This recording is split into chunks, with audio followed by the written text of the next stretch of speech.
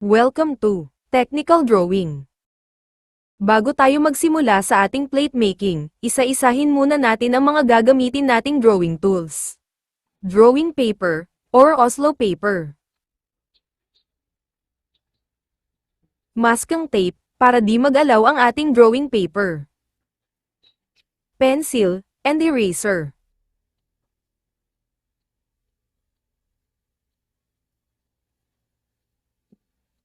T-square, ginagamit ito para makagawa ng horizontal line, or pahiga na linya.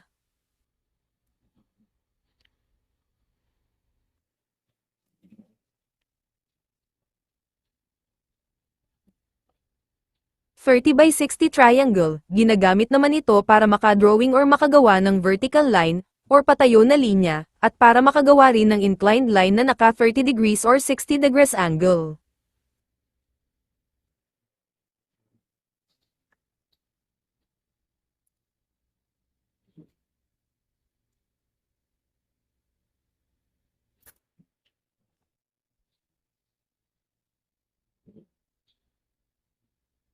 Now let's proceed sa ating plate making.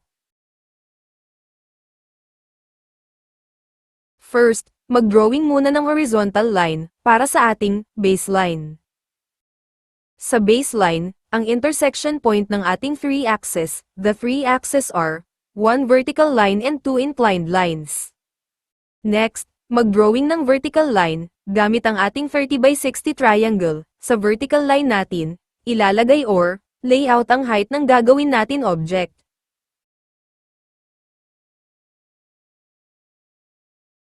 Mula sa point of intersection ng baseline at vertical line, ay mag-drawing ng inclined line sa right side. Then, from the intersections ng vertical line at inclined line sa ating baseline, ay mag-drawing naman ng inclined line sa left side.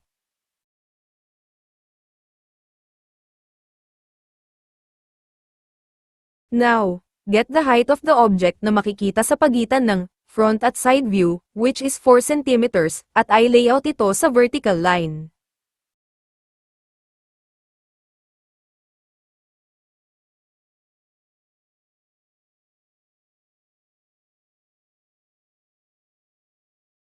After ng height, get the width of the object which is 4 cm, na makikita sa ating orthographic views, at i-layout naman ito sa inclined line na nasa right side.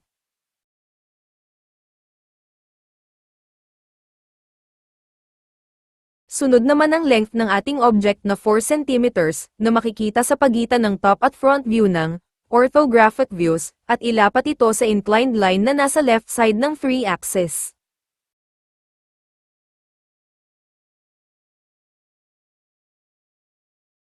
Draw a 2 vertical lines parallel sa vertical line na nasa gitna, from the 2 inclined lines kung saan natin nilayout ang length at width.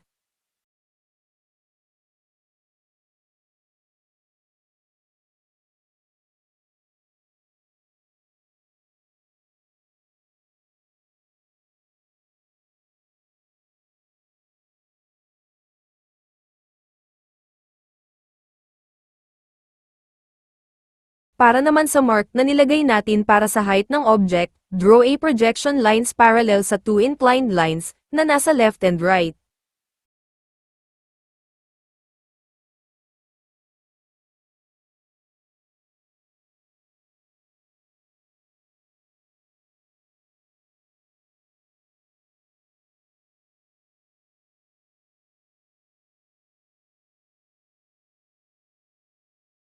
Draw again another projection lines, na parallel sa magkabilang side, hanggang makabuo tayo ng boxing method. Yung boxing method, ang mag-guide sa atin makabuo ng object.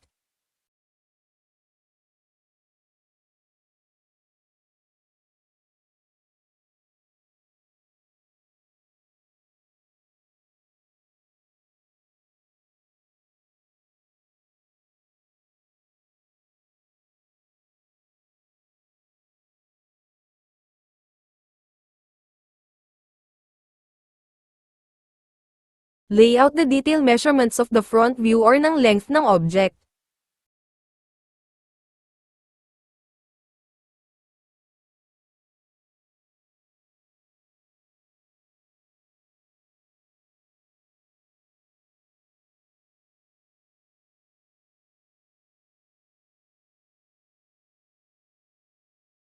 From the mark of the detail ng length or front view, I draw a vertical line, parallel sa two vertical line na nasa front view.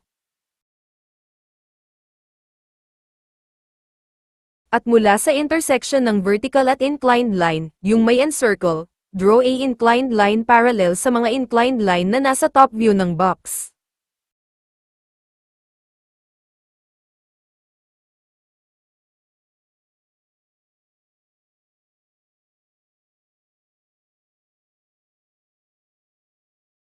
Lay out the detail measurements of the height, both 2 centimeters.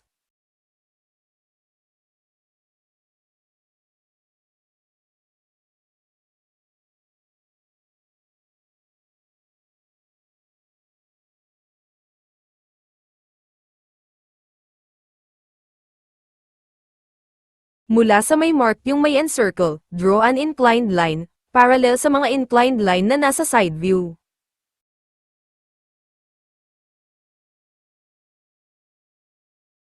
From the intersections, between the inclined line and vertical line, draw projection line, parallel sa mga inclined lines na nasa front view.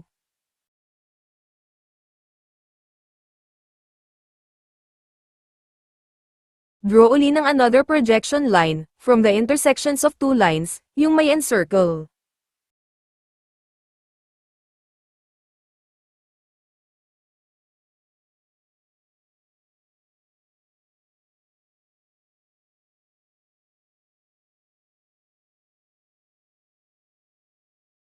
Draw a vertical line, yung may encircle.